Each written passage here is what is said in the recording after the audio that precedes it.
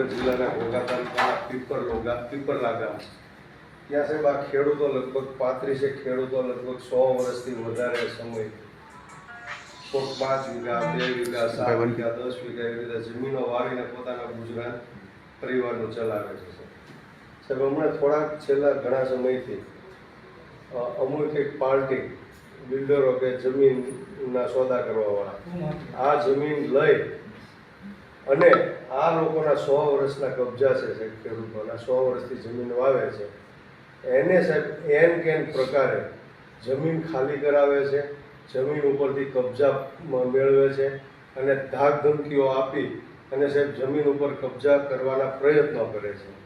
આના અનુસંધાને સાહેબ અમે ખેડૂતોની હાજરીમાં એસપી સાહેબને રજૂઆત કરી છે, આઈજી સાહેબને રજૂઆત કરી છે, જે તે વિસ્તારના પોલીસ સ્ટેશન એટલે કે ઘોઘા પોલીસ સ્ટેશન પીએસઆઈને અમે રજૂઆત કરી છે સાહેબ. બીજી વાત એ કે આ જે મેટર ચાલુ છે, આ જમીન લગભગ 250 વીઘા જમીન છે અને 35 ખેડૂતોનો પરિવાર આના ઉપર નિર્ભર છે, 100 વર્ષથી છે. ત્યારે અમારી આપને રજૂઆત એ છે કે ખરેખર આ ખેડૂતો 100 વર્ષથી આ જમીન ઉપર કબજા ધારક હોય. બીજા નંબરમાં એની પાસે ઘણા બધા એવિડન્સ છે કે એ લોકો 100 વર્ષથી પોતે કબજો ધરાવીને ત્યાં ખેતીનું કામ કરી રહ્યા છે. તો સાહેબ અમારી વાત એ છે કે હાઈકોર્ટમાં અમારો દાવો ચાલુ છે, હા, પછી અહીંયા મામલતદારમાં ચાલુ છે સાહેબ.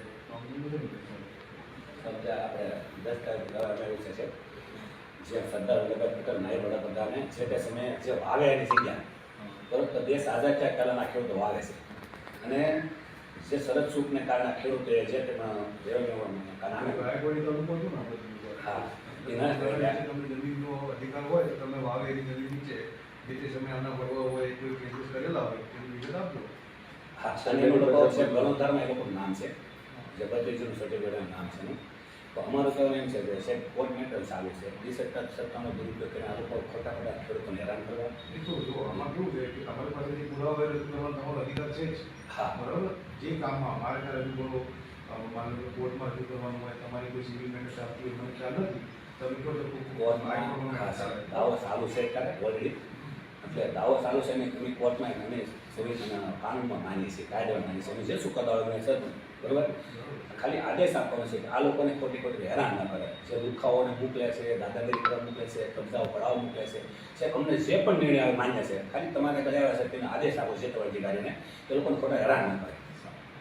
સાહેબ કોર્ટ મેટર ચાલુ છે, અમારી પોલીસને રજૂઆત છે, પોલીસને ખાસ સાહેબ પોલીસ પ્રત્યે અમારી પૂરેપૂરી નારાજગી એટલા માટે છે કે કોર્ટ મેટર ચાલુ છે, દાવા ચાલુ છે, છતાં પોલીસ અનધિકૃત રીતે ત્યાં જઈને ખેડૂતોને દબાવે છે, ધમકાવે છે. ભૂમાફિયાવાનું જે કામ હોય, જમીનોને કબજા ખાલી કરાવવાનું, એ કામ પોલીસ કરી રહી છે. એની અવારનવાર અમે રજૂઆતો કરી. બીજું સાહેબ આ ખેડૂતો છે એના ઉપર ખૂબ ટૂંકા ગાળાની અંદર 4 ફરિયાદો કરેલી છે. 4 ફરિયાદો કરી અને એને લોકઅપમાં કસ્ટડીમાં લઈ અને એના ઉપર વારંવાર મોટા મોટા દંડો ફટકારવામાં આવે છે. ચોખ્ખું સ્પષ્ટ આમાં સાહેબ સાબિત થાય છે કે આ ખેડૂતોને આવી રીતે દબાવી ધમકાવીને ભયનું વાતાવરણ ઊભું કરી અને એ લોકો કંટાળીને આ જમીને મેકીને ભાગી જાય એવો એક માહોલ ઊભો કરે છે સાહેબ. બીજું છેલ્લો જે કેસ થયો એમાં સંવિધાન આજે કલેક્ટર સાહેબના માધ્યમથી મહામહિમ રાજ્યપાલને આવેદન દેવાયા હતા.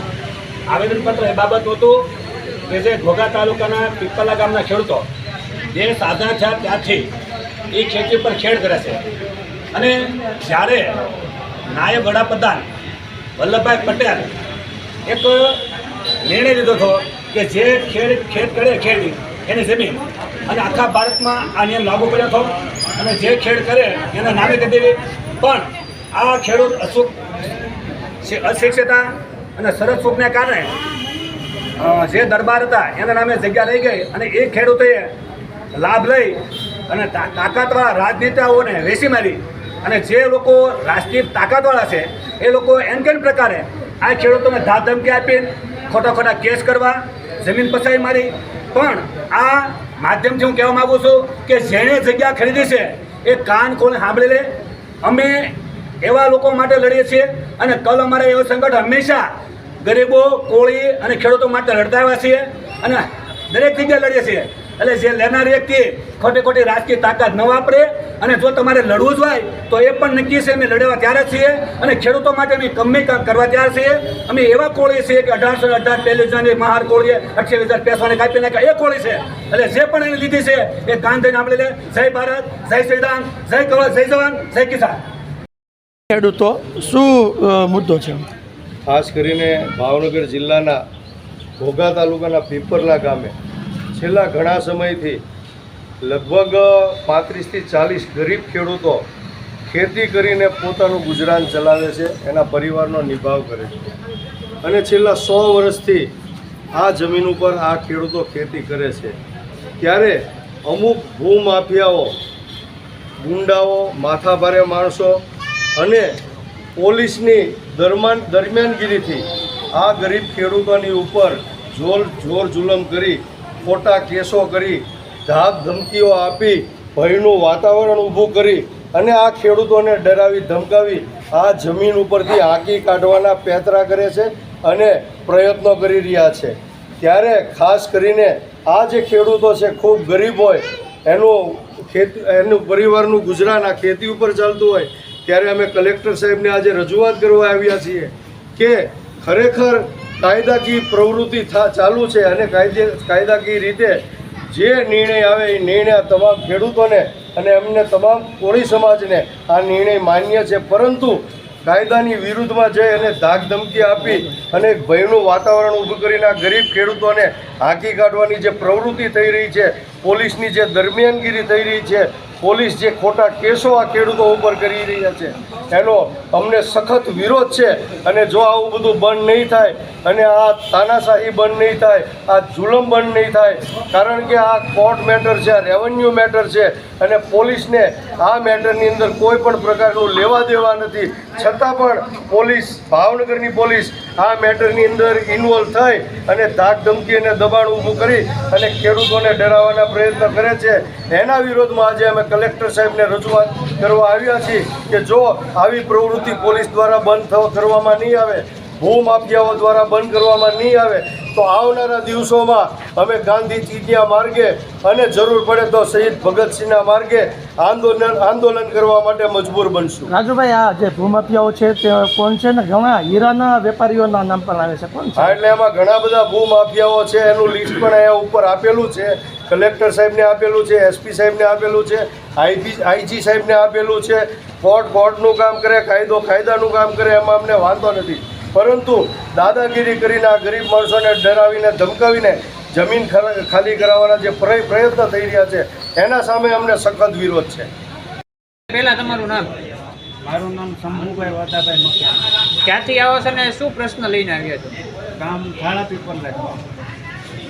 શંભુભાઈ, આજે આવેદન આપવા આવ્યા છે, કયા મુદ્દા આવે છે? અમારે જમીન બાબત છે. અમારા વડવાઓ વાવતા 150 વર્ષ થયા.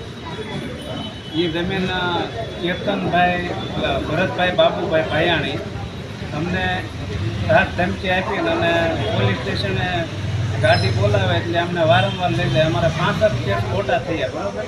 હવે અમારે કલેક્ટર સાહેબ, મામલતદાર સાહેબને દંડ ભરવાના 5,000, 3,000 એમ ગરીબ માણસો છે તો કઈ રીતે ભરી અને ખોટા કેસો કરે એમ. હા, અમથી અમતા એની ધંધે હોય, કામે હોય, અહીંયા ખોટા કેસ બની તો અમારે કઈ રીતે ઓલું કરવું? કેટલા જણા છે આ લોકો જે જમીનમાં તમારી પર કેસ કરે છે? લગભગ 9-10 જણા એ વ્યક્તિ. નામ કેટલા છે એના? નામ તો કેતનભાઈ, પછી બાબુભાઈ, પછી બુધેલના ઓલા ભાવનગરના કોઈ હીરાના વેપારી છે? હા, હીરાનો એસોસિએશન પ્રમુખ છે. એ પોતે વધારે અમને કાયદાનું ઓલું કરે છે, આગળ વધારે આ લોકો જમીન છે ને બધા 8-10 જણા, એ લોકોને વધારે આગળ. આ જમીન કેટલી છે અને અંદાજે કેટલા રૂપિયાની થતી હોય આ જમીન?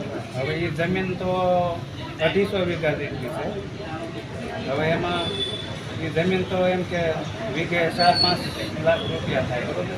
એટલે અમને ધાક ધમકી આપે વારંવાર. એમ કેટલા કુટુંબ પરિવારોની? લગભગ 20-25 ખેડૂત અમે આપી દઈએ.